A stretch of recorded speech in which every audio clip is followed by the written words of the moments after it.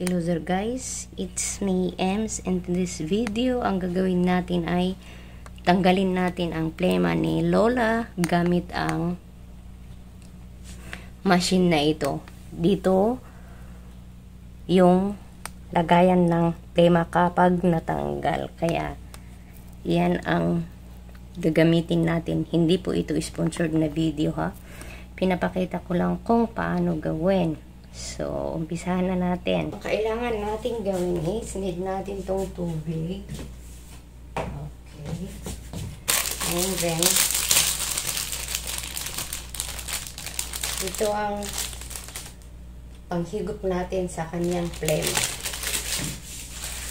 And, kailangan din natin ng gloves. Ito ay very important, diba? So, ito, umpisahan na natin.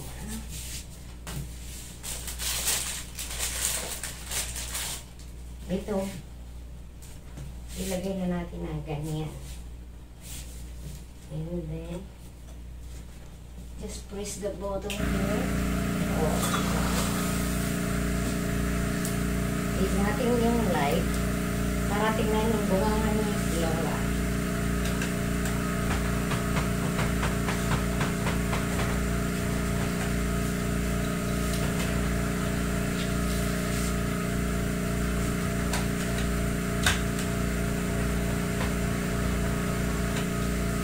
Ito na, ganito ang gagawin.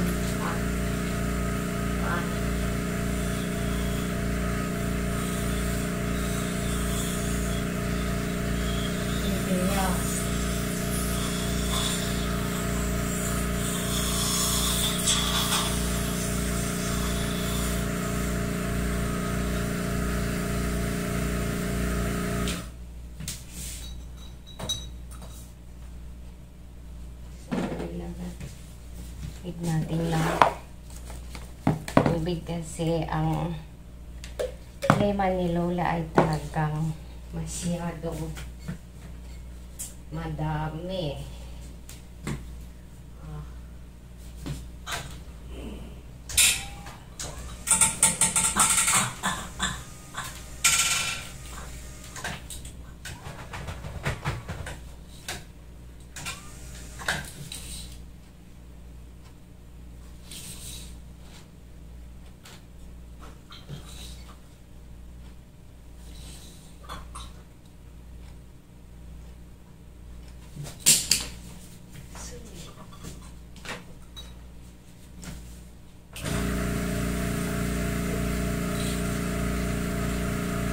Gusto.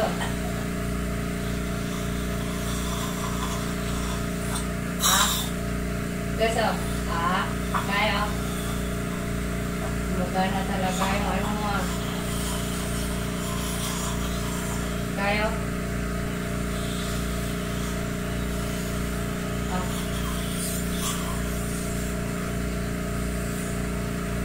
Ito yung papasok sa bunganga ni Lola. Ito.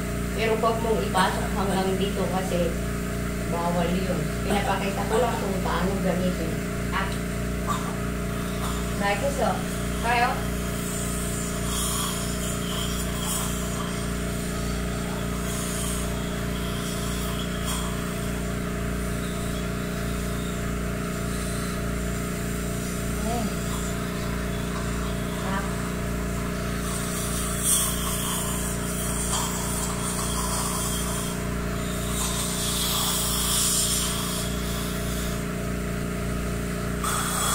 Bawasan mo ganyan para magtanggal yung dumi.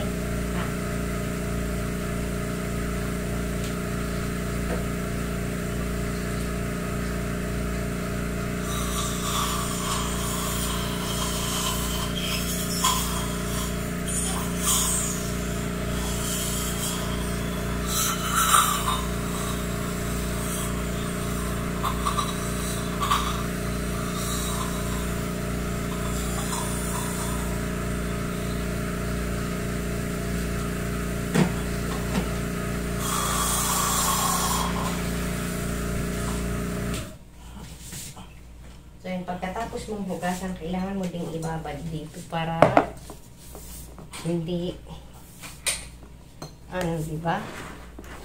Ganyan. Kaya papakita ko. Ayan po yung plema na natanggal. Ganyan lang siya. Hirap, no? Yung mga bagay na hindi mo nagawa sa Pinas, nagagawa mo sa ibang bansa. Kaya, salamat kayo sa inyong panonood. Kung may natutunan man kayo, please like, comments, and subscribe, and hit the bell icon para ma-notify kayo sa susunod. Need ko pang linisan yung sa taas. Gagamitin ko yung ito.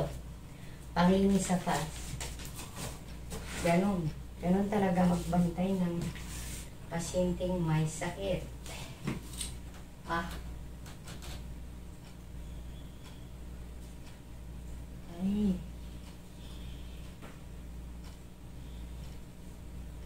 Ay. Tumigas na. Ang dumi. Ang dumi talaga. Tumigas na. Ay.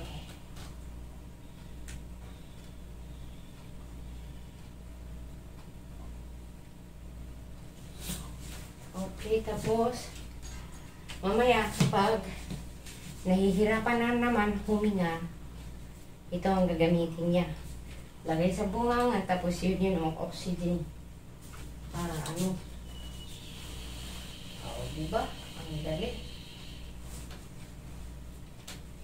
Parang hirap din mo.